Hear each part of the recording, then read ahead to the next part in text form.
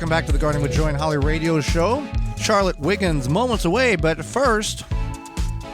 Are you worrying about your plant growth? Then provide your plants with what they need to grow to their potential with Simple Grow. Simple Grow offers 100% organic worm castings at simplegrow.com.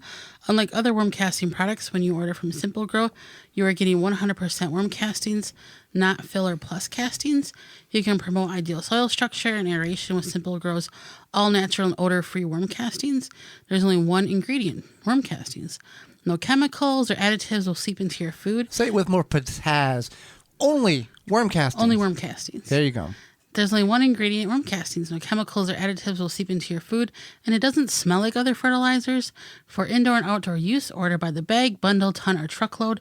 Check out what Simple Grow can do for you at simplegrow.com. Well, Holly, let's go to the Proclamation Hotline, brought to you by Proclamation Goods, and bring in our guest for this week. Charlotte Wiggins gardens on a 1-acre hillside garden in the Central Missouri. She is a beekeeper, author, and founder of Bluebird Gardens. Her book is A Beekeeper's Diary, Self-Guide to Keeping Bees. Welcome to the program, Charlotte. Thanks, Holly. Good to be here. Hi, Joey. Well, we are happy that you've taken time out of your busy schedule, not only to educate Holly and myself, but also all of our listeners across the country, and we look forward to having this conversation with you. So with that, delighted to be here. Well, we're happy you are. Most people think of honeybees when it comes to beekeeping. Is that the most common bee to beekeep with or not? Or what is, I guess, would be what is the misconception maybe a lot of people think when it comes to, bees, honey, that type of thing? I think that's a correct assumption. Apis mellifera, the western honeybee, is the most kept or managed honeybee in North America. It is not an endangered bee, which is the misconception. The native bees are the ones that are being challenged right now with the loss of habitat. The honeybees are managed like you do chickens or cows or goats. They are a managed a community of bees, whereas the native bees, are pretty much on their own, and they don't have the help that they need. So the native bees, I'm going to refer this like the Asian carp is destroying the other species because it's overtaking the pot. So it's not like the honeybee or the bumblebee is destroying the habitat for the native bee. We're doing that on their behalf, kind of. Right. Okay. Right. And bumblebees are considered to be native bees, whereas the honeybees are the managed bees. Okay, great. And so what should people really consider before, they want to keep bees or start keeping bees or invest in that equipment and whatnot? Well, that's a really good question because it's very expensive and it's a challenging field to get into if you've never been a biologist, especially. You are entering the world of the bees, so you need to learn the terminology that beekeepers use because it is a very different language, like a lot of specialties. It helps to read a lot of books. Be careful of YouTube channel videos because there are a lot of them out there, but not necessarily appropriate to your area. Beekeeping is very local. And so a technique that you may find in Georgia may not be applicable in Milwaukee, for example. Go to local bee clubs. There are local bee clubs around the country. Meet other beekeepers, volunteer to help somebody who has hives or has an apiary so you can get a close-up experience with that. If you're in an area that doesn't have a local bee club, I just launched my second edition of the Bee Club Basics, which gives you a guide on how to start an educational nonprofit to support your local beekeeping community. Your success will depend on sharing information among other beekeepers. And so that's a really important step to develop a relationship with somebody else who's in your area keeping bees.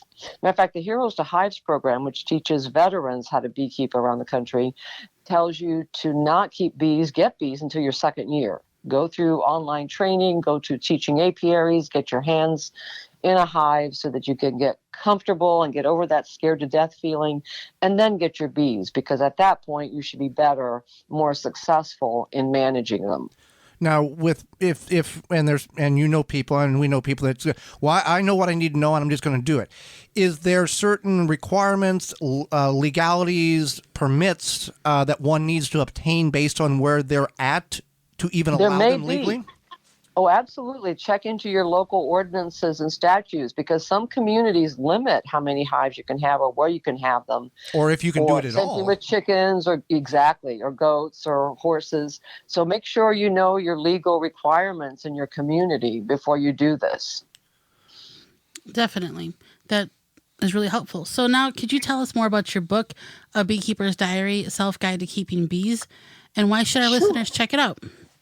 Sure. Well, I started teaching beginning beekeeping 10 years ago at the request of our local extension office, and used to develop these handouts that became editions over the years and were in a loose leaf binder for the last couple of years. And I decided that it was just kind of crazy to be making all these copies when I could make it into a book. And so the Beekeeper's Diary is both a guide to keeping bees with a pest and disease section, and how to artificially feed if you need to, and what the challenges are, what kind of equipment you need, as well as helpful checklists that as you're starting you can follow. There's 14 decisions, for example, you have to make on where to place your hives. And that checklist helps you stay on track and not forget something, because it's hard to remember when you're starting. There's a lot of information that you have to take in when you're starting. And that book has also been certified by the Great Plains Master Beekeeping Program out of the University of Nebraska at Lincoln as having scientifically based best management practices. That's the other part of beekeeping. I've had a club here since 2014, and we see people coming to us frustrated because they didn't get a good start with the fundamentals. If you learn the basics early, you then can build on that and increase your success. So that's what that book is designed to do.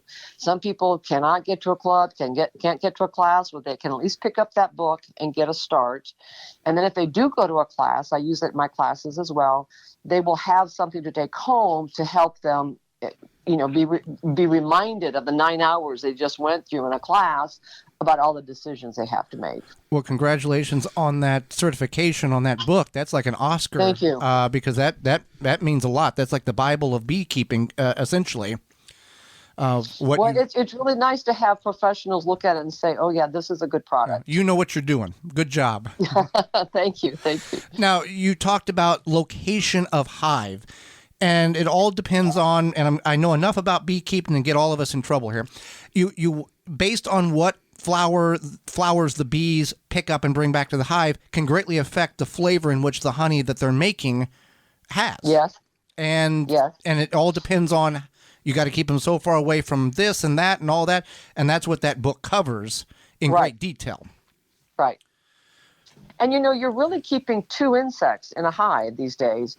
Yes, you're keeping a honeybee, but you're trying to keep the numbers of the varroa mite, which is an invasive tick that now has spread throughout the world except for Australia. You're wanting to keep the varroa numbers low.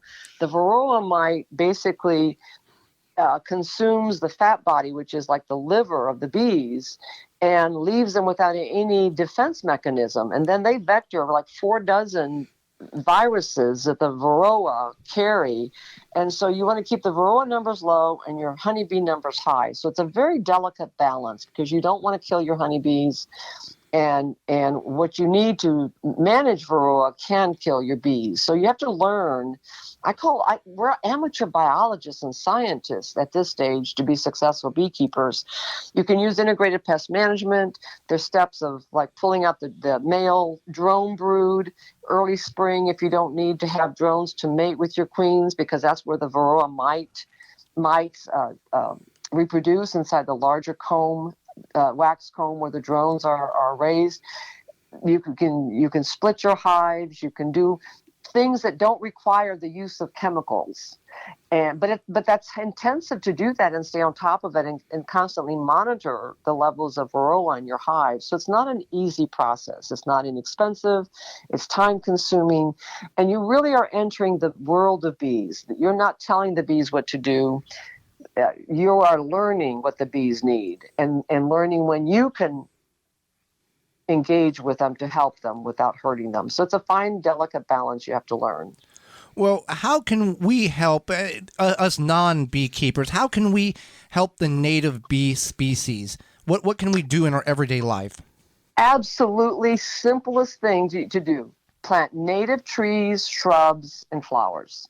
Those native species have a relationship with those native bees. There's a bee, I forget the name of it now. It's a bumblebee that only collects nectar and pollen off blueberry bushes that are grown in a certain part of Maine, for example. So those relationships have evolved over millions of years, and they're codependent, right? The bee is codependent to the plant and vice versa. The plants depending on the bees for reproduction services, and the bees depending on the plants for food, nectar for flight fuel, and food for their babies. So plant those native plants and make sure that you have them matched to your soil type. The good news is if you're brand new to gardening and brand new to growing things, those native plants will be very successful because they're already acclimated to your weather conditions, your climate, to your soils. Just make sure you're matching them correctly to your soils and you're keeping them hydrated that first year. It's always surprising to me that people think, well, natives don't need water. Yes, they still need water to get established. But that's the most important thing we all can do is plant more flowers. That's really helpful to know. So thank you for that. So what is, we're approaching early summer here, and what is one of your favorite early summer things in the garden, whether it be a plant that blooms or just something you enjoy doing in the garden in early summer? What is one of your favorite parts of early summer in the garden? Oh, you know what? I garden on a 1 acre limestone hillside where my neighbors said nothing would grow. And I've been here 37 years. I have over 50 dwarf fruit trees. And I take a walk every morning, and I love to see what's happening in the garden, particularly on those fruit trees. And this year, I'm so excited because I actually have fuzzy pears and nectarines now showing. I had my first Bing cherry last year. Don't ask me how much that cost over the years, but boy, it was delicious. And I often have to beat the squirrels to the ripe fruit, but this year it's going to be a bumper crop. I think the plants have finally found their way through the limestone. Their roots have, and now they root the first year. They shoot the second year, they fruit the third year. Well, here on limestone, it can take 10 years for them to do that cycle. So some of the older trees are finally getting to the point where they're fruiting. So I love discovering the fruit, even if they're baby little tiny baby fruits on my fruit trees. When you moved there, was it when the neighbors said, "Oh, nothing will grow there"? Was that a challenge for you? Was you like, "Watch this," or was it just something that you decided, "Well, let's try it"? Well, no, actually, I've always been a gardener. My family goes back hundreds of years to Hungary. We were farmers back then, even strawberry farmers in Louisiana when they immigrated to the U.S. I just looked at them. I mean, I didn't want grass. Right. That's what they had. Their idea of gardening was planting turf grass, and I wanted flowers. I like cut flowers. And so I just listened to that, and I said, well, okay, I know it's going to be a little harder. And I think I have one friend who still comes back periodically to see what I'm doing, and he's just amazed at what's happened on this hillside. It's been a lot of work. It's bringing in mulch and composting everything and just taking my time. I have trees that take 30 years to show any kind of growth, but we're getting there, so patience helps a lot. I don't expect things to grow overnight, and I just like growing things, so I haven't been bothered too much about that. Fantastic. Well, we really enjoyed having you on the program today. Can you tell us how people can find out more about you? Sure. They can go to charlotteeckerwiggins.com. I also blog at Gardening Charlotte, at Home Sweet Bees, and a teaspoon, where I have fun. I joke about playing with my food. If I grow something, I may make something with it, and I'll feature that on the blogs. And they can find links to the blogs at bluebirdgardens.com, which is my custom gift company. And your book is available there as well? It is. That's the only place to get autographed copies is at Bluebird Gardens. Well, Charlotte, we greatly appreciate the time that you have offered to Holly and myself and all of our listeners and the knowledge you've shared with us in the short amount of time we've had. Thank you for that. Thank you so much. Absolutely. For more information, please visit thewisconsinvegetablegardener.com.